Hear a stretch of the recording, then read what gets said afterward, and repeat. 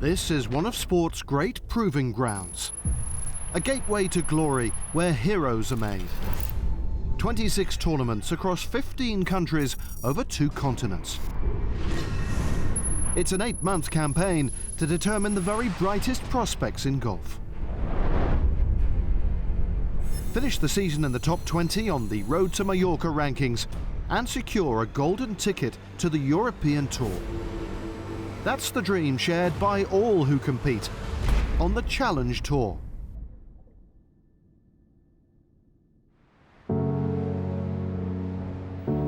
In a year of highs and lows, we've already had a couple of 2-time winners and 12 men who've secured their first Challenge Tour victory. As the end of season draws closer, and with the grand final in Majorca now in sight, who will reign supreme as the man at the top? Let's see how things stand on the road to Majorca when Nicholas Norgaard-Moller is the man currently occupying the final spot.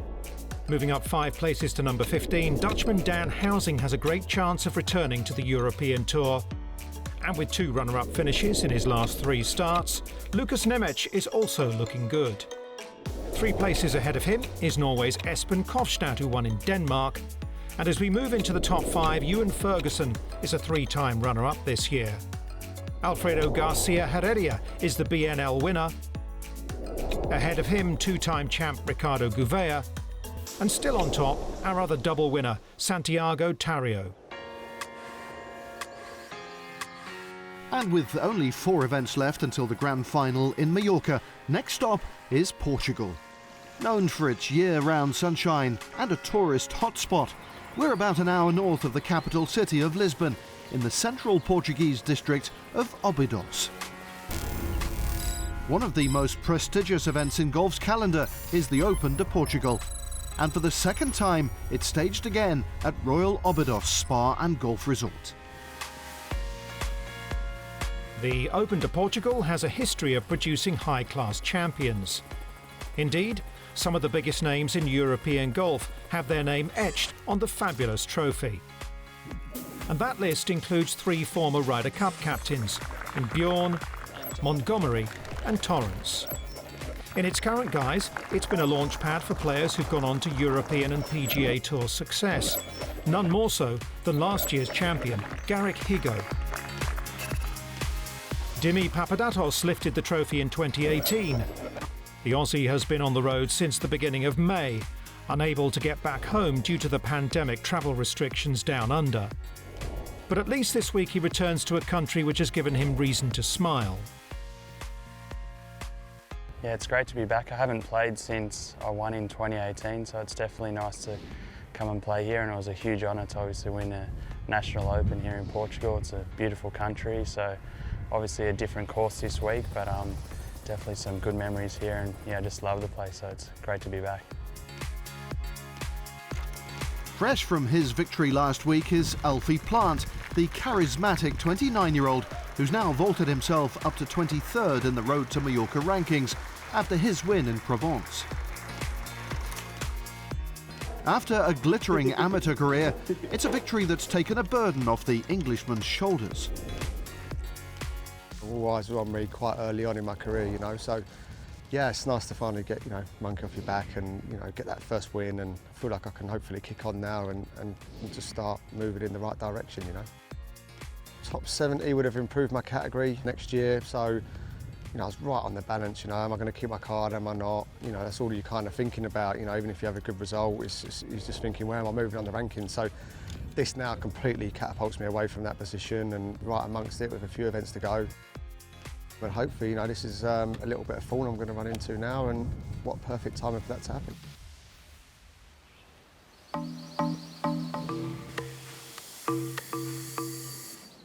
When it came down to the action, though he started brightly, Alfie failed to make the weekend.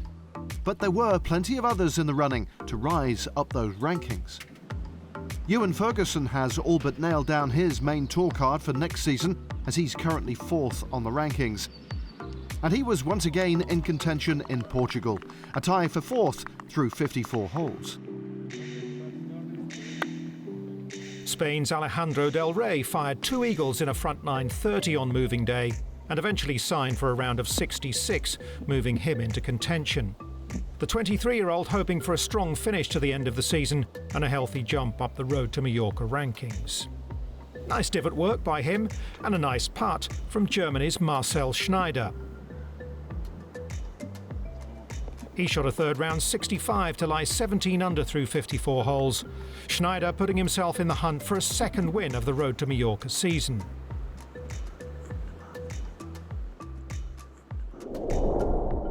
So it's Schneider with a 3-shot lead over Del Rey and Ewen Ferguson 6 shots back alongside the Frenchman Frédéric Lacroix.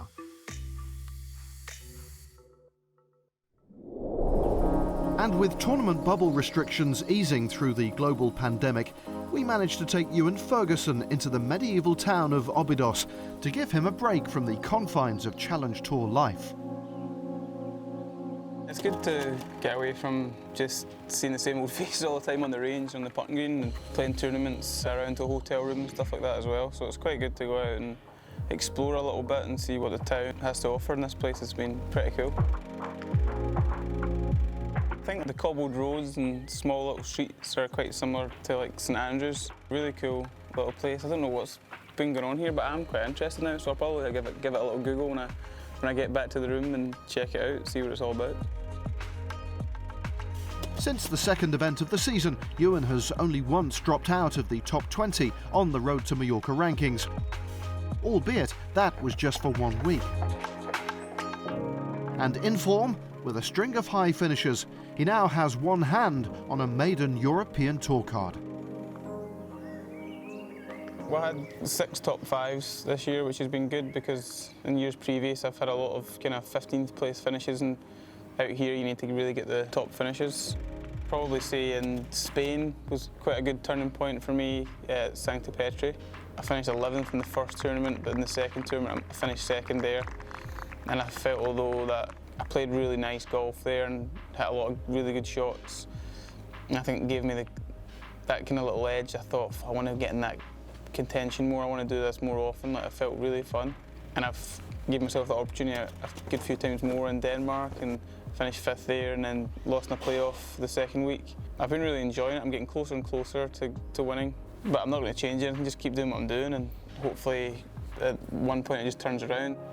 I think sometimes when it's just not your time, it's not your time, and I'll just wait for mine and hopefully it comes along soon. Should be kind of good enough to get my card now and for next year on the European Tour. And really just dream come true. Like, I've wanted to play on the European Tour since I was so young, since I can remember playing. Got some friends obviously that came through here, like Callum, Grant Forrest, Connor Syme, Robert McIntyre. Some of them went on to win on the tour and make it look quite easy at times. So it's good to go out and see some familiar faces again, some people that I'm still really good friends with. Feed off of them, learn from some of their experiences and some of their times on the courses and stuff like that. I'm sure we'll push each other along and hopefully stay in that circuit for many years to come and keep trying to get some trophies in the trophy cabinet for home. It wouldn't quite be the final day Ewen had hoped for. A 2-over par 74 saw him finish in 15th. Instead, all eyes were on the man at the top, Germany's Marcel Schneider, who quite remarkably had only dropped 1 shot over the first 3 rounds. He was at 17 under par, 3 clear. But that comfortable lead was about to disappear. A double bogey at the par 5 second, dropping him back to 15 under. Going in the other direction, Frédéric Lacroix making eagle here at the second. That was a 4-shot swing between him and Schneider, and Lacroix had just got started. Following the eagle, he rattled off 4 birdies in 4 holes, and from 6 behind, all of a sudden, he had the tournament lead. The third player making waves in Portugal was Spain's Alejandro Del Rey. The 23-year-old starting the day 3 shots off the lead, an opening front 9 of 3 under saw him reach the turn at 17 under par. Schneider managed to turn around his poor start with birdies at 6 and 7 to steady the ship. But how about this for a bit of bad luck? His approach shot at the short par 4 12th, bang on line, but hitting the pin, and instead of another birdie, it was par for the German. The frustration evident. Lacroix only had one further birdie on his back nine. As he came down the par 5 last, still at 17 under, he faced a 6-footer for birdie to set the clubhouse target at 18 under par. It was now a waiting game. Schneider too couldn't make any further gains coming in. As he strode down the last, he knew that birdie was good enough for a playoff, but he did have the chance to go one better. And how about that? What an eagle putt by Schneider to leapfrog Lacroix into top spot, picking up his second Challenge Tour victory of the season. Well, Alejandro Del Rey dropped a few shots coming home, finishing solo third, and alongside Jens Dantorp in fourth was Portugal's own Ricardo Gouveia. But after that epic finish, time for our champion to take a bow. From Germany, Marcel Schneider.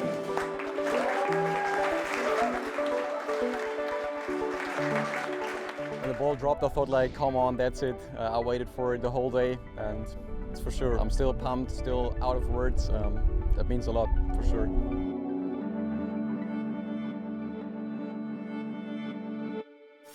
Still to come on the challenge, we're off to Switzerland. Or should that be France? So Swiss Challenge this week, we're actually in France. It's another home event for me somehow. And we put Marcel, the putting maestro, to the test. Year one, keep turning, keep turning.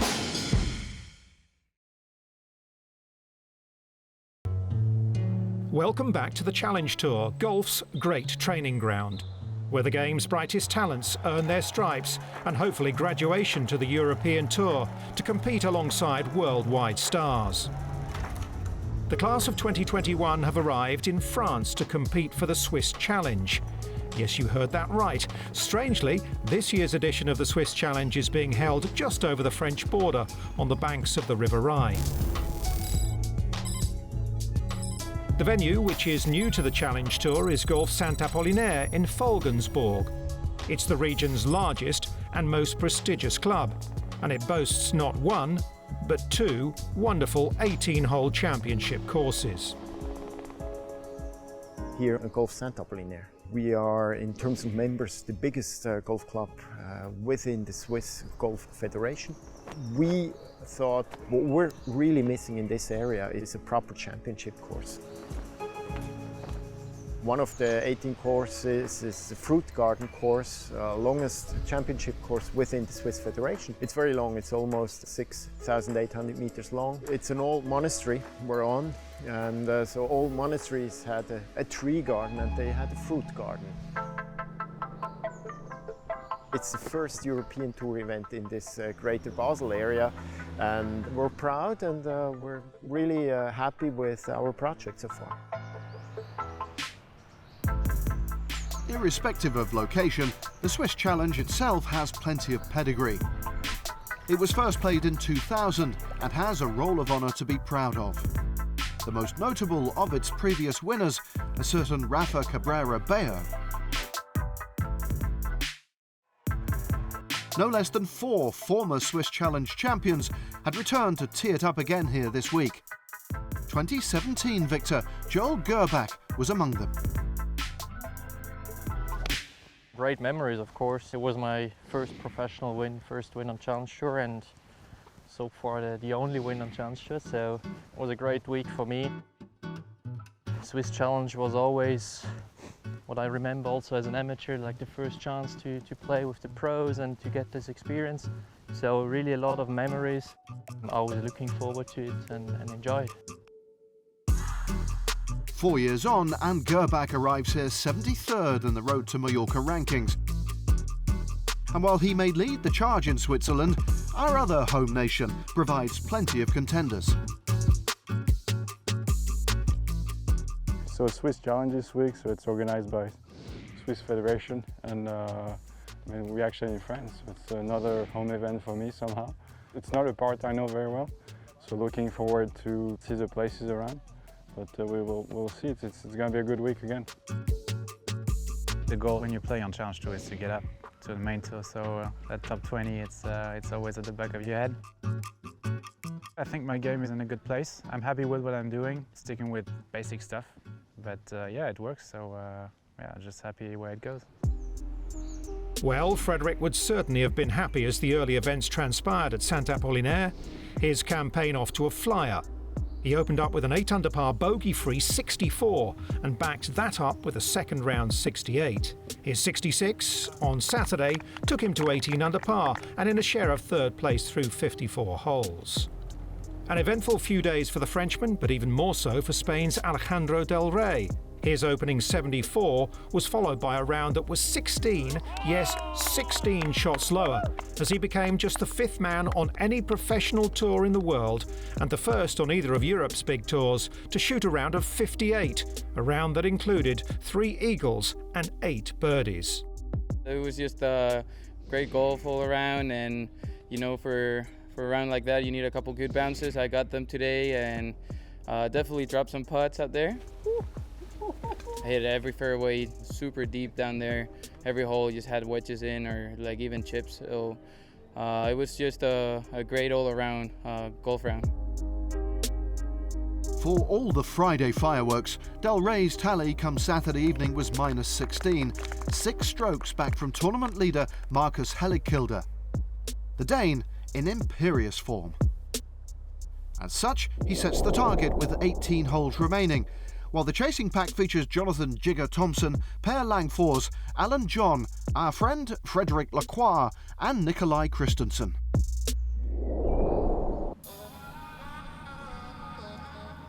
A comfortable lead for Marcus then, as the day draws to a close in Switzerland. France. 3 years ago, when the Swiss Challenge was actually held in Switzerland, Golf-Sempache was the venue.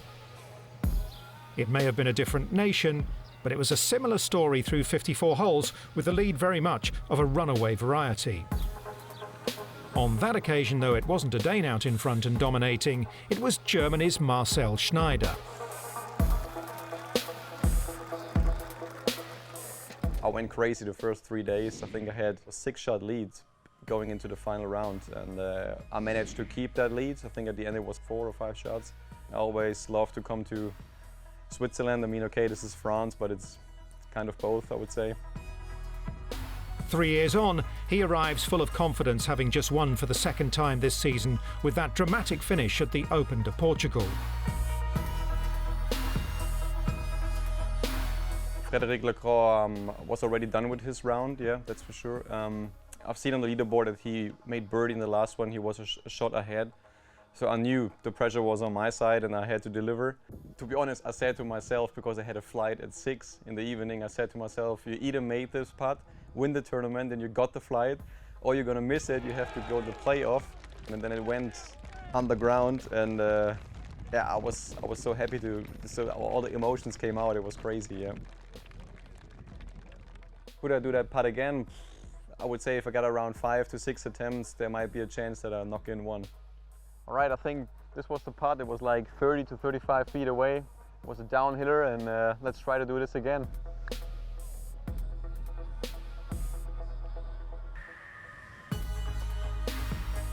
I had a few times pressure like this in my career. I mean, obviously I won 2 events before in the Challenge Tour. There was kind of the same pressure. That's looking good. Keep going.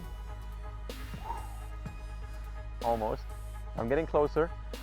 After a couple of days without the golf clubs, I'm already looking for where are they, and I'm yeah, kind of addicted to the golf sport. Now it feels like the game gets better and better week for week, which is good to see coming at the final stretch on the Challenge Tour. Yeah. I think with the last W last week, I moved to 10th position, something like that. So I would say it's almost done, yeah. Either one. Keep turning, keep turning. It's the one! Woo! Boom. Easy as that. We never doubted you for a minute, Marcel. Yes, lovely work with the flat stick. And if he could keep that going come Sunday, he wasn't out of this one either. Though the German would need to make up a full 7 shots on the tournament leader, Marcus Helligkilde. The Dane began brightly enough, that his approach to the par 5 first, and that would result in a fairly straightforward 2-putt birdie. Jonathan Thompson also birdied the first and picked up 3 more shots by the turn.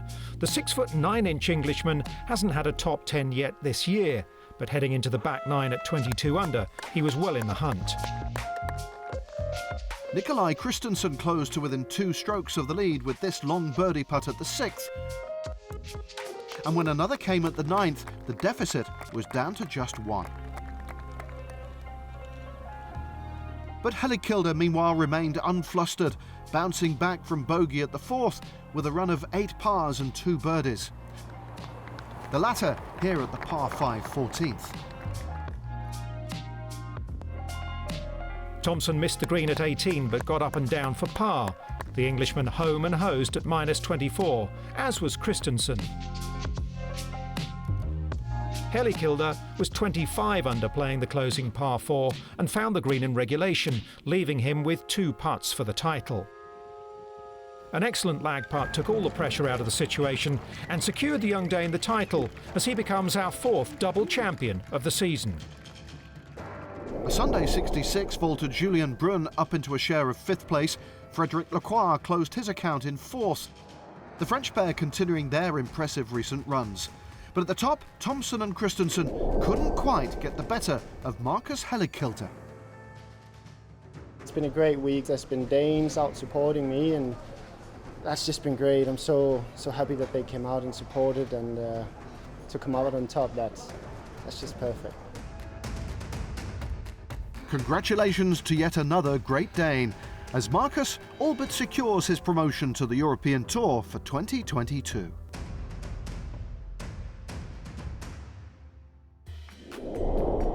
After a dramatic fortnight, the road to Majorca rankings see Angel Hidalgo lying in the all-important 20th spot.